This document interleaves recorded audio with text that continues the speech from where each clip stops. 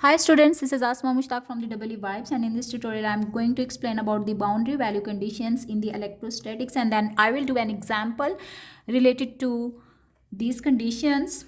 Fine. An electric field is said to be continuous if it doesn't exhibit abrupt changes in either its magnitude or the direction as a function of the spatial positions. Fine. Even though the electric field may be continuous in each of the two dissimilar media, it may be discontinuous when you will have certain distribution of the charges at the boundary separating those medias.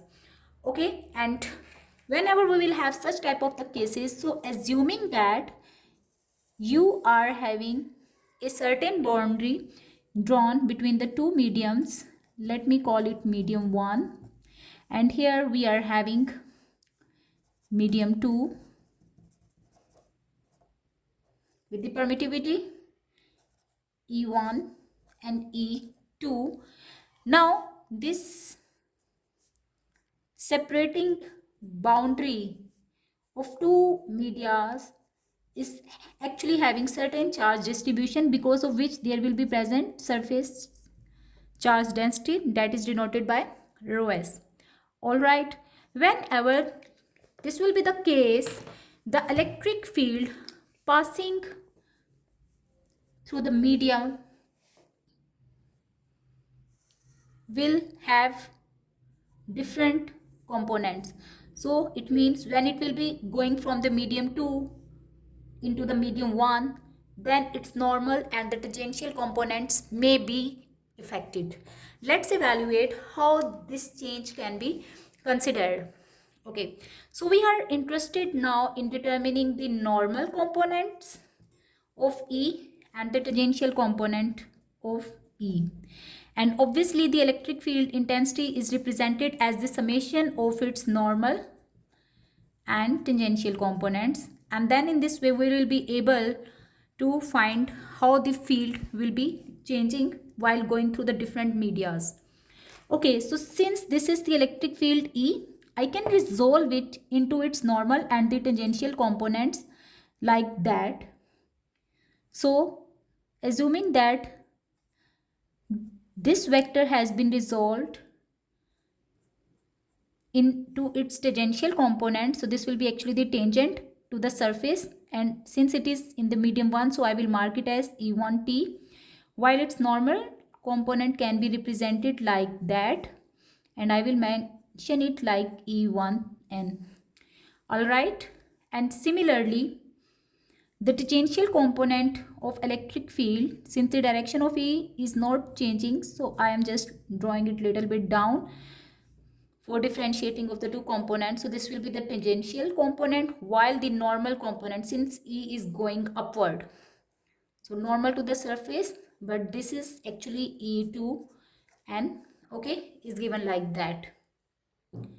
Now we are interested in determining both these components. I will start from the ET or the tangential component. For that, what I will do, I will draw a closed path in the surrounding of these two tangential components, and this closed path is having the direction from A to B, B to C, C to D. All right, and since this is the constant kind of the electric field E, okay, so the work done in a closed path must be equal to 0. I will apply the rule E dot dl is equal to 0. Also, I will assume that the height of this closed path, which can be denoted by delta h, is very small, like it's close to 0. Okay, then this line integral can be splitted only along the path from A to B.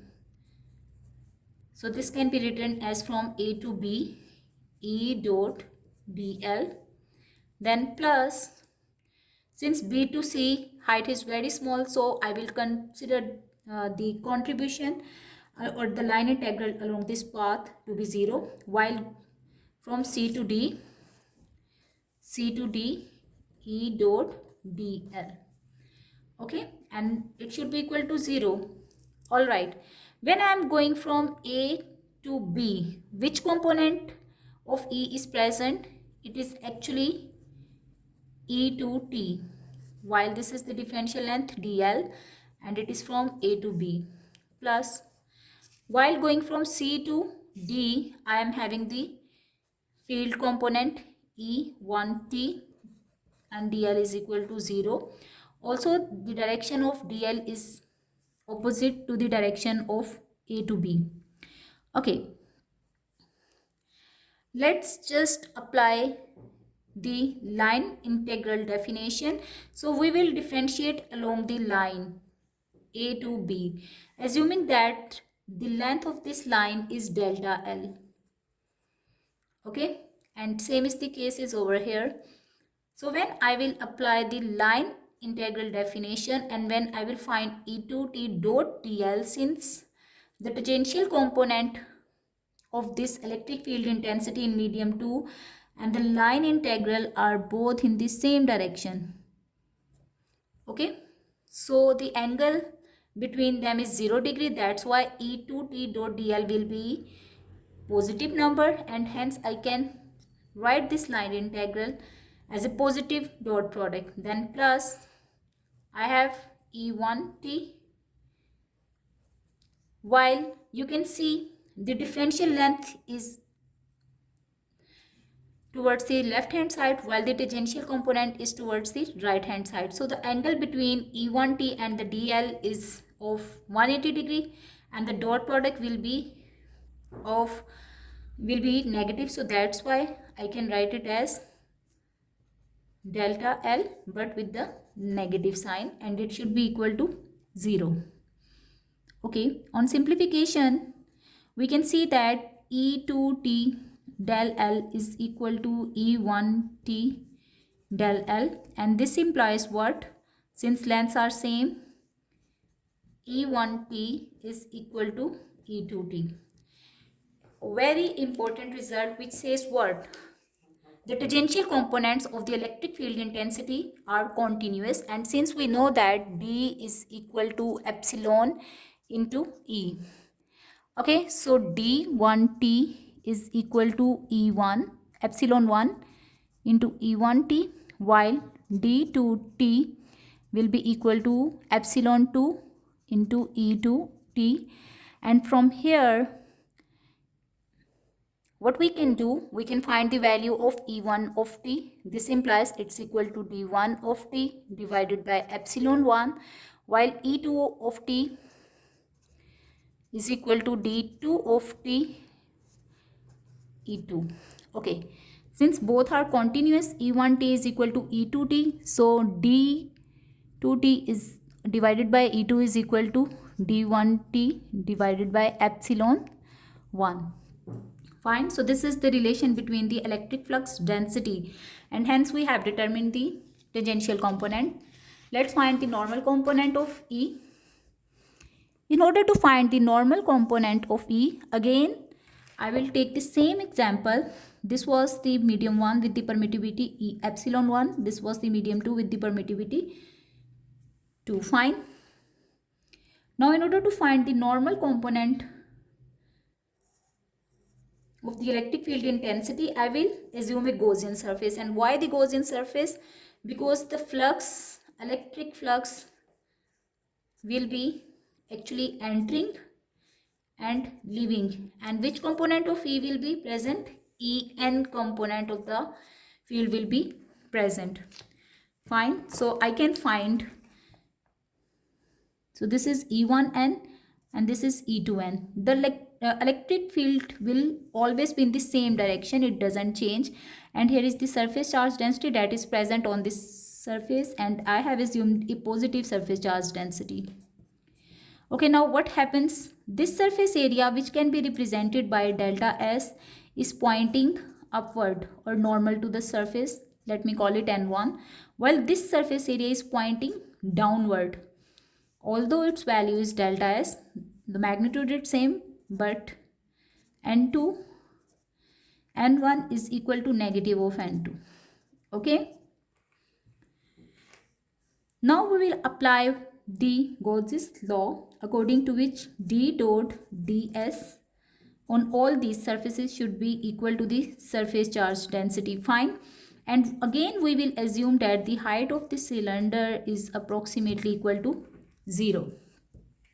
Let's just split this integral on the top surface as well as on the bottom surface, while the contribution of the electric flux, since no flux is passing outside or in this direction, or no electric field is passing in this direction, they are just upward.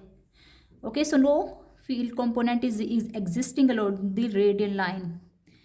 Now let's just split this integral, so it becomes d dot ds on the top plus d dot ds on the bottom, and it should be equal to the surface charge density. And the surface charge density in terms of the charge can be written as rho s is equal to charge or per surface area, and from here we can write q is equal to rho s into delta s.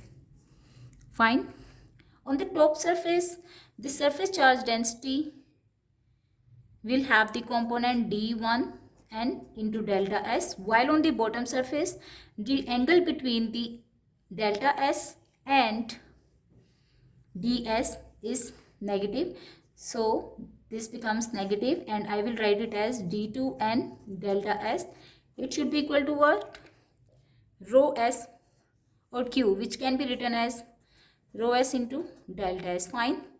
And on simplification, obviously since this surface area is very small, so I can write it as d1n minus d2n into delta s, because the surface area is same, it's equal to rho s into delta s. This delta s will be cancelled out with this delta s, and we are left with was d1n minus d2n is equal to rho s. So here the normal component of the electric flux density is not continuous, as we know that d is equal to epsilon into E. So what I can write, E epsilon 1 into E1n minus epsilon 2 E2n is equal to rho s. Fine. So this is the normal component of the electric field intensity, which is not continuous. In the next part of the video, I'm going to solve an example where we will find how the field in one media will be given, and we will find the electric field intensity in the other media. Thank you for watching.